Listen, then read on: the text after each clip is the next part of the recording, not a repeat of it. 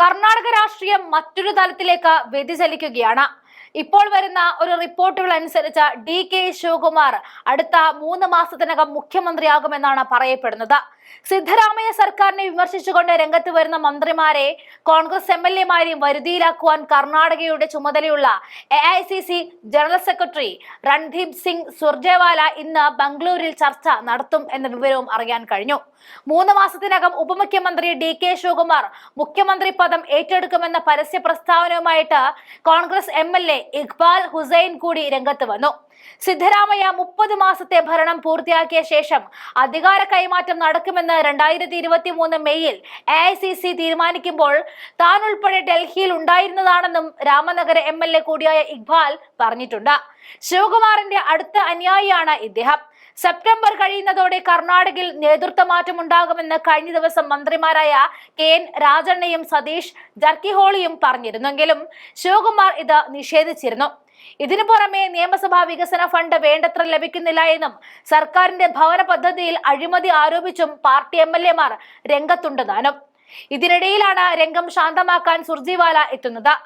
സർക്കാരിന്റെ പ്രവർത്തനങ്ങൾക്കെതിരെ വിമർശനം ഉയർത്തുന്നവരെ വെവ്വേറെയായിട്ട് വിളിച്ചു വരുത്തി ചർച്ച നടത്തുവാനാണ് തീരുമാനം.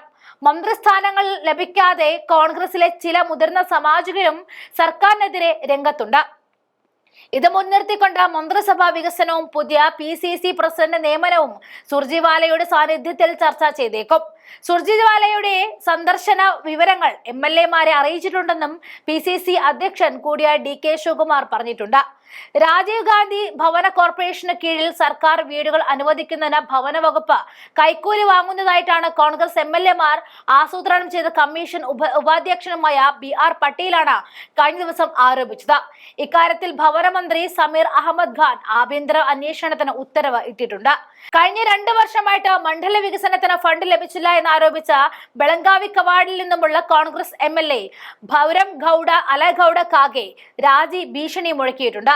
വടക്കൻ കർണാടകയിലെ അൽമാട്ടി അണക്കെട്ടിന്റെ ഭാഗമായി ബഗൽകോട്ടിൽ ഭൂമി നഷ്ടപ്പെട്ട കർഷകർക്ക് നഷ്ടപരിഹാരം നൽകുവാൻ വൈകുന്ന സർക്കാർ നടപടിയെ ചോദ്യം ചെയ്തുകൊണ്ട് എക്സൈസ് മന്ത്രി RB തിമാപുരയും രംഗത്ത് എത്തിയിരുന്നു.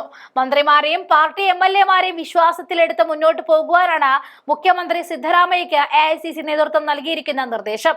ഇതിനിടയിൽ കോൺഗ്രസിനുള്ളിൽ നിന്നും സിദ്ധരാമയ്യ നേരിടുന്ന വിമർശനങ്ങളെ ജനങ്ങളിലേക്ക് എത്തിക്കാനായി BJP-യും ദളും സംസ്ഥാന വ്യാപക പ്രക്ഷോഭങ്ങൾക്കും തയ്യാറെടുക്കുകയാണ്.